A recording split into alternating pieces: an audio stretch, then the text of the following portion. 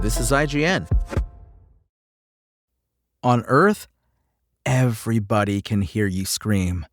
This is your IGN review of Alien Earth by Clint Gage. Alien Earth is the latest entry into the long-running franchise that all at once pays homage to its source material while breaking some entirely new ground with a thought experiment worthy of the best kind of proper science fiction.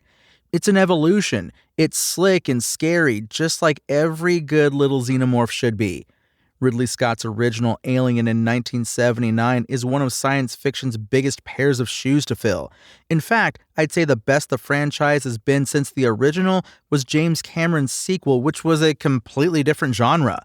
Going toe-to-toe with the original as a claustrophobic monster movie has proven to be a bad idea for decades. So when Alien Earth's first episode opens with a beat-for-beat recreation of some of the original Alien's early moments, best case scenario, you call that confident. Get it wrong though, and it's pandering fanfic.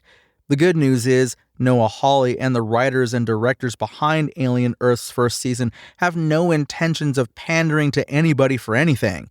More so than 2024's Romulus, this series is going back to the roots of the franchise in some really effective ways.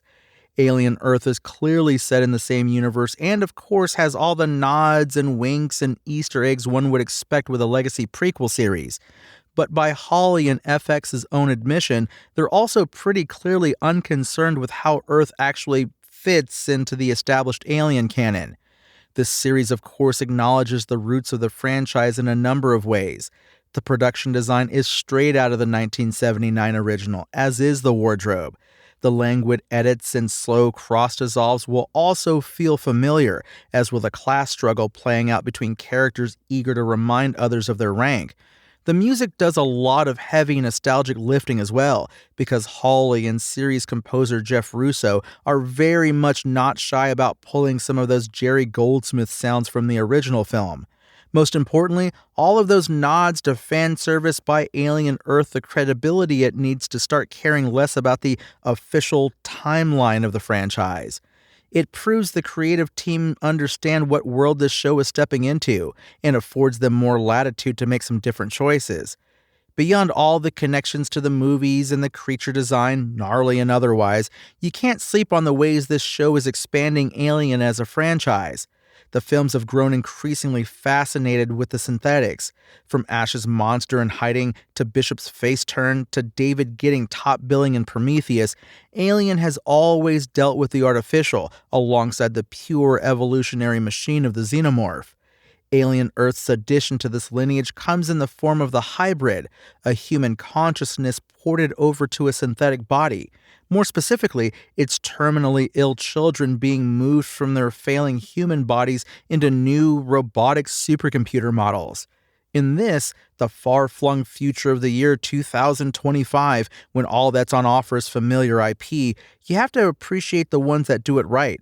Much like Andor's second season from earlier in the year, Alien Earth matches an apex of late 70s cinema in look and feel, while blowing out the world to create a new context with which to view the franchise, even if one of the central story points might take a step too close to the absurd.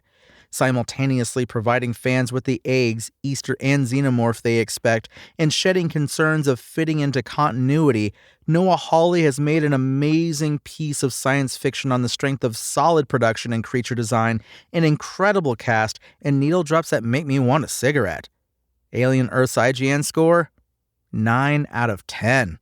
Thanks for listening to IGN. My name is Tony Jackson, and for the latest Alien Earth updates, visit us at IGN.com. SpokenLayer.